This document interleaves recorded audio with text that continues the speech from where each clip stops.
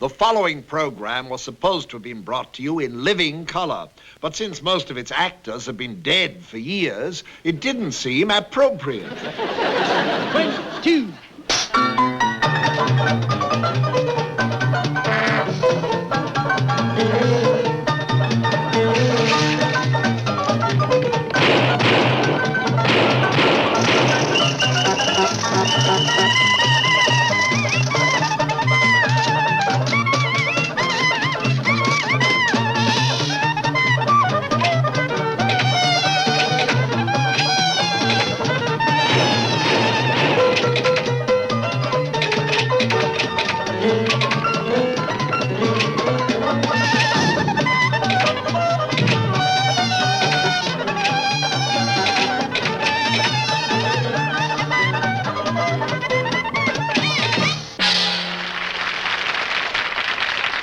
Hello out there, Hans Conried in here.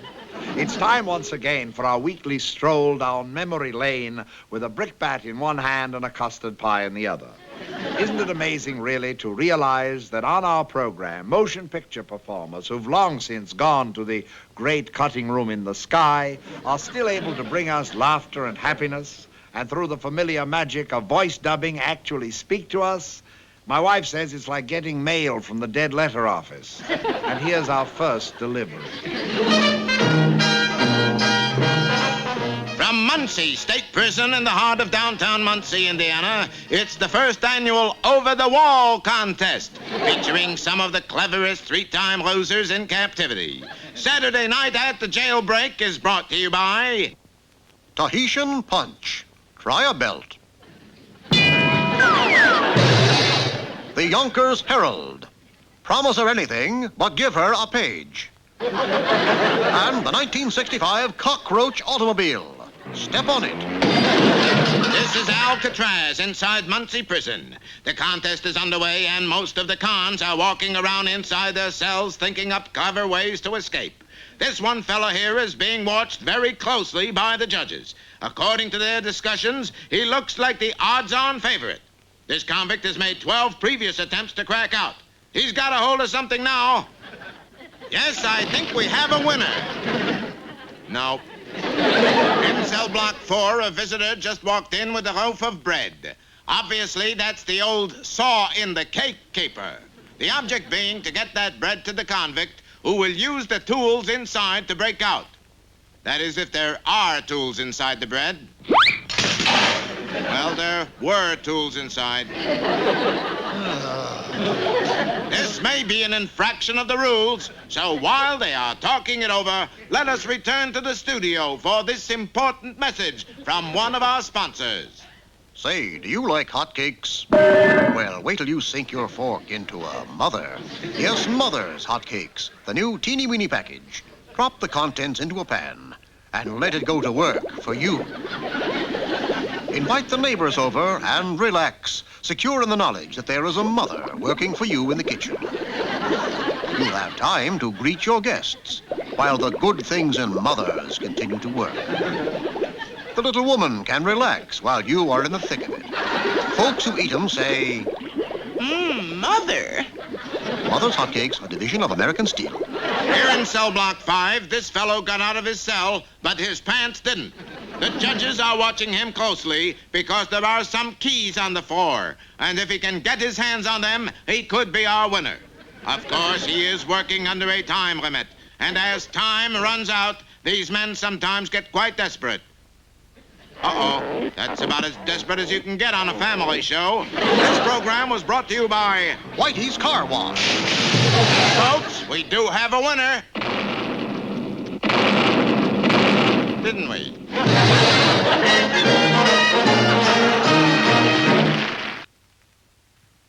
You know, a panel of psychologists recently published a monograph on the inner meaning of fractured flickers. Now, they concluded that recutting old movies and making fun of them represents a subjective regression sublimation of a psycho-infantile frustration syndrome. Well, actually, it's much simpler than that. We think fractured flickers merely represents the ultimate triumph of time over talent. Tonight, Fractured Flickers pays warm tribute to a city in sunny California. A city where rain is so rare that when it falls, it's a moving experience. Help!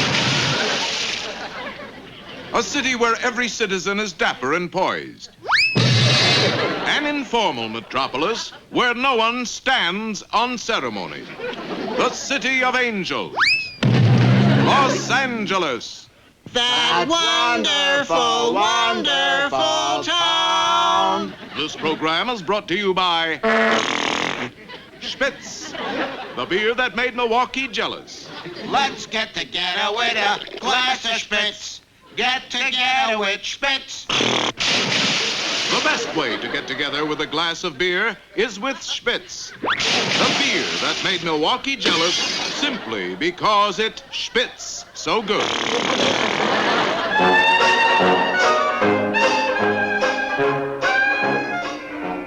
Los Angeles is a quiet town. Its ordered streets and regulated traffic, its ambling pedestrian flow, make this Southern California city a garden of tranquility. The average Angelino is an early rising, supercharged bundle of energy who thrives on long days of toil and strenuous exercise.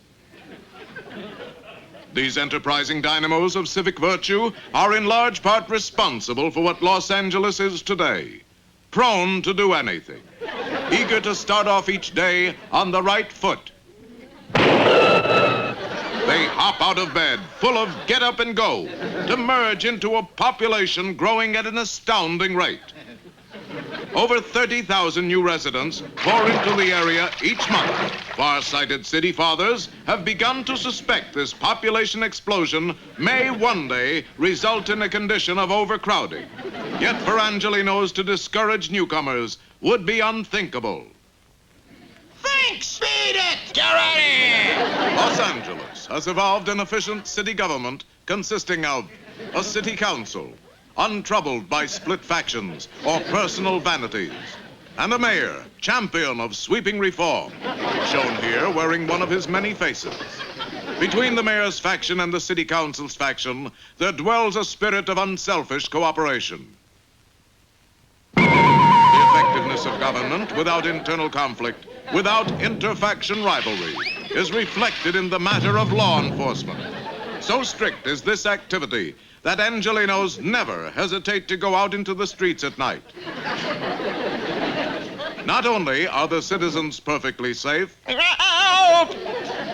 but when a rare crime does occur, no police department in the country is more swift and sure in apprehending the criminal.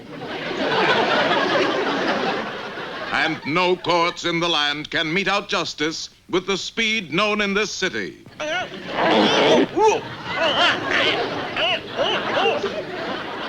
Since it isn't easy to get around in Los Angeles, the City Council recently allocated large sums of tax money to be spent experimenting with new forms of mass transport, such as this economy version of the monorail, which still has a few bugs in it, and the space-saving monowheel in regular or compact size.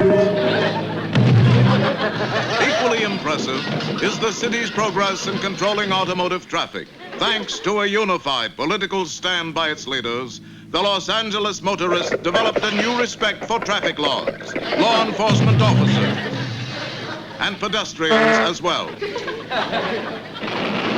These streets, once plagued by fast-moving, erratic automobiles, have been made safe for everyone.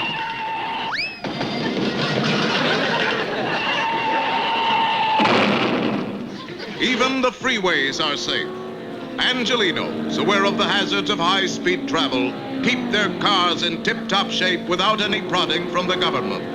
These sober, courteous drivers always signal before changing lanes or making unorthodox maneuvers.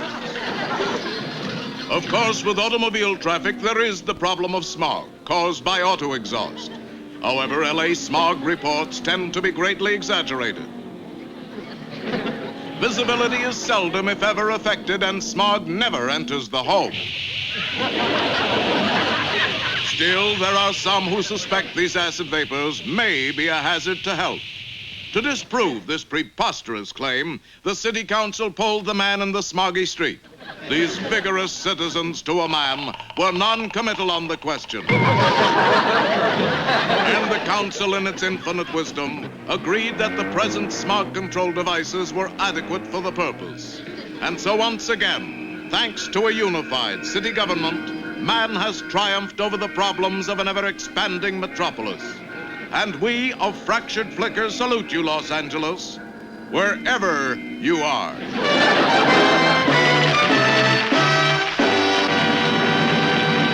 One of the advantages of being the host of Fractured Flickers is the rare opportunity it gives one to meet the stars of the past at close range and to talk with them about our show. Of course, the benefits of this kind of exchange are inestimable. For example, I'm the only man in Hollywood today who's had a rock thrown at him by Billy Dove.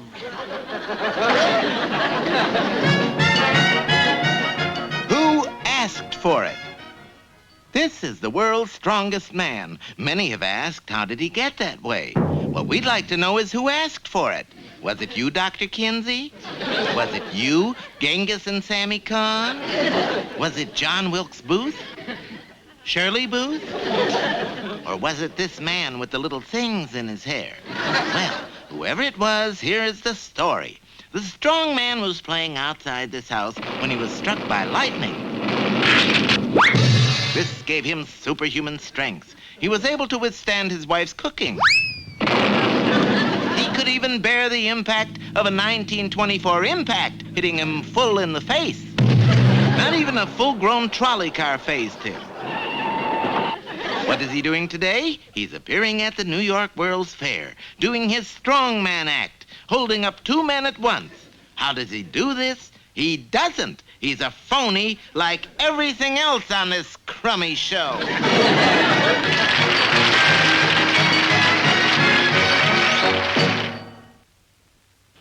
Ladies and gentlemen, at this time I would like you to share with me the pleasure of welcoming one of the world's truly glamorous women, Miss Zsa Zsa Gabor. Thank you. Miss Gabor, it's wonderful to see you.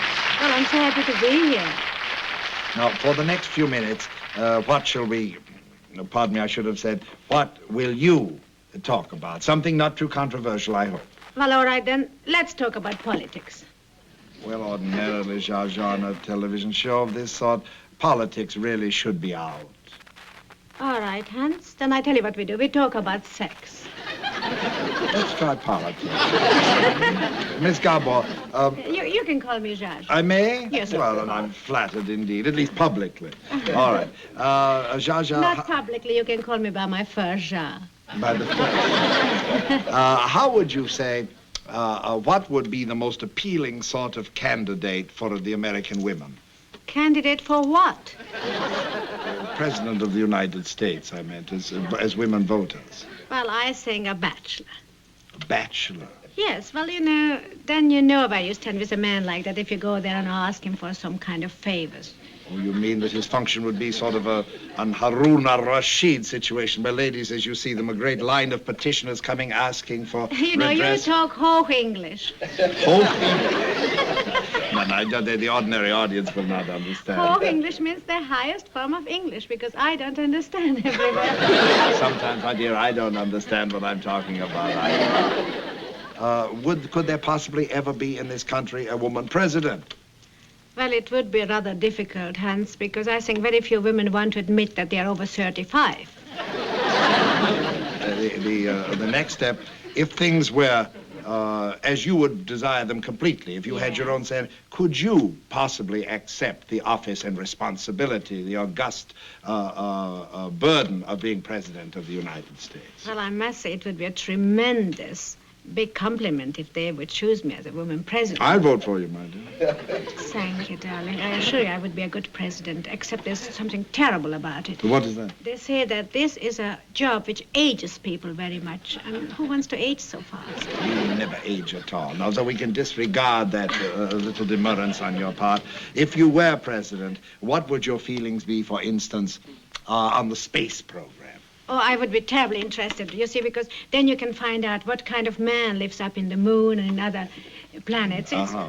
You should know, one world is not enough for most Oh, women. indeed not. And you don't feel that the addition of antenna might get in your way? I'm not sure they have antennas. I think that there are some very exciting, intelligent men up there. Oh, really? At least I hope. Well, my dear, if they are that intelligent to know you live upon the earth, why would they stay on the moon? What a flatterer you are. What a pity you're married. Oh, you're thoroughly and always, my dear. Now, have you any particular feelings that you would like to discuss at this point? Have you thought about labor situation as president?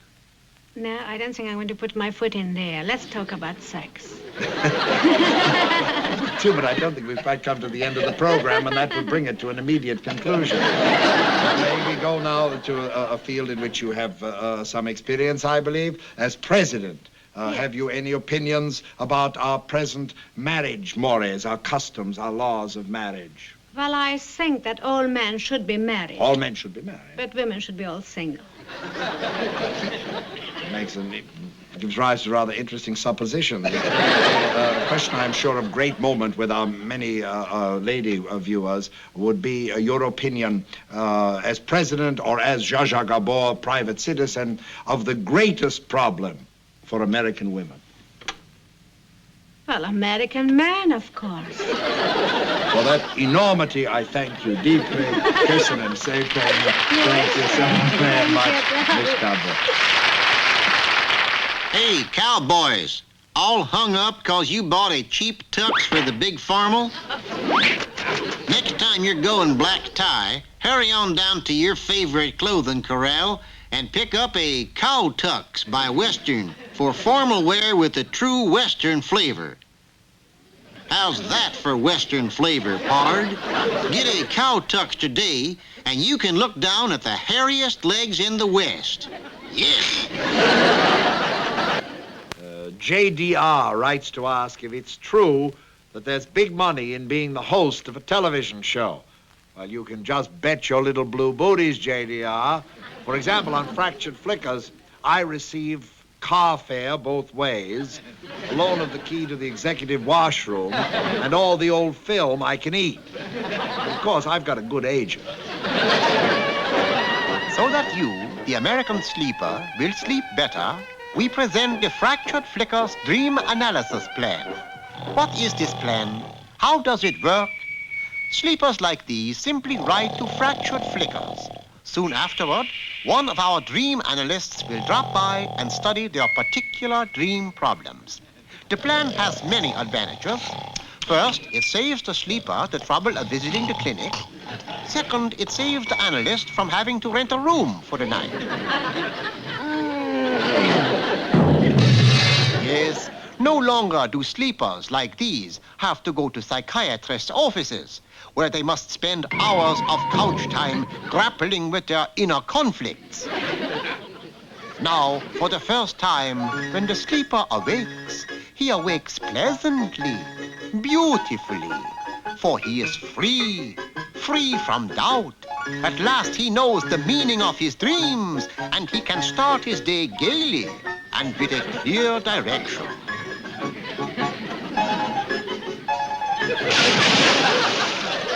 To demonstrate, here are some examples of the most popular dreams and the Fractured Flickers analysis of them. The hit by a handcar dream. Our analysis, it is simply a subconscious desire to see Calvin Coolidge holding a plastic toy horse. Dream number 2, the you are in Las Vegas playing blackjack with Frank Sinatra dream. He gets angry and throws the cards at you. He is restrained by Dorothy Kilgallen and by Madame Chiang Kai-shek. The analysis of this dream is that you have a star complex. Subconsciously, you want Lassie to tear away the exterior you and reveal the real you underneath. Next, there is the ever-popular water dream. Actually, you're abnormal if you don't dream this every night. You see yourself squirted with water. No matter where you go or what you do, you are utterly powerless against the water. A soaking, soggy, horrible nightmare. As you sleep, How could you know that the analysis of this dream is that you have had a lifelong desire, a hidden craving madness to have Edward Everett Horton play the Peruvian national anthem on a saxophone over your bed as William Jennings Bryan looks on? Thousands have the traditional Pawnee Indian attack dream, which means merely that you're hung up on the Old West. The most recurrent dream with children is being forced to take castor oil. This dream is the result of too many Fred Astaire movies and hidden doubts about the masculinity of Lawrence of Arabia. Hi there. Finally, the dream in which the Lama of Tibet runs you off the road. This means you really want to experience a Kansas cyclone. Sleepers of America, we salute you. Hip, hip, hooray! Hip, hip, hooray! Hip, hip, hooray! Wherever you are. And pleasant dreams.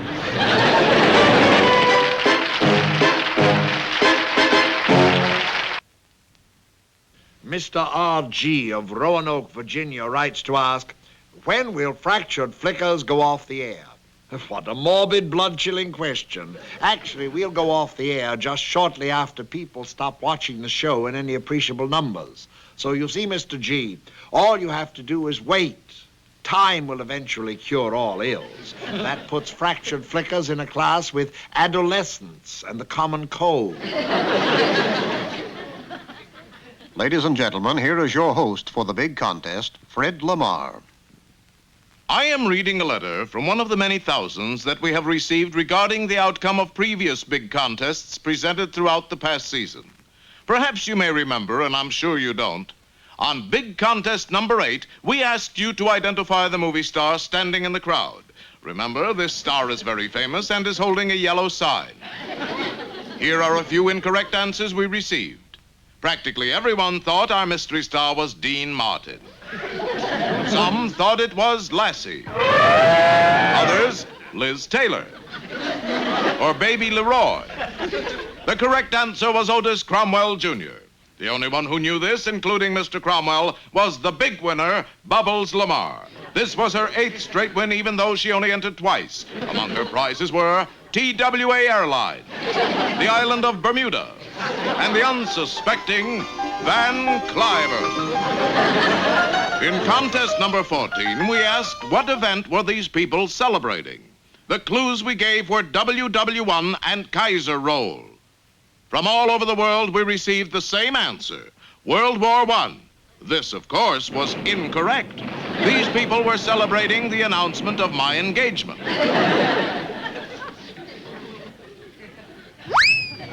Wow! My engagement to the popular 14-time winner, Bubbles Lamar.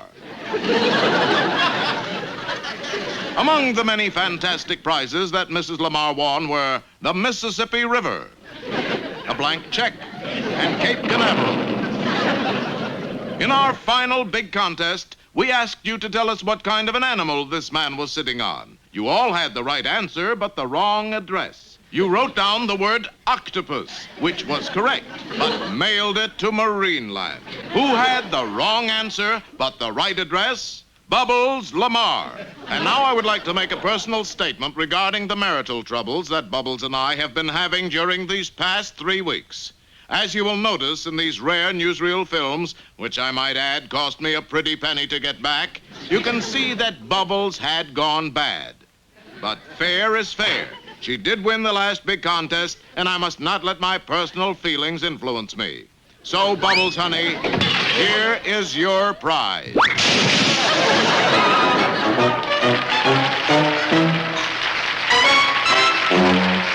Well, in the immortal words of St. George after slaying the dragon, that's enough for one night. 1, 2.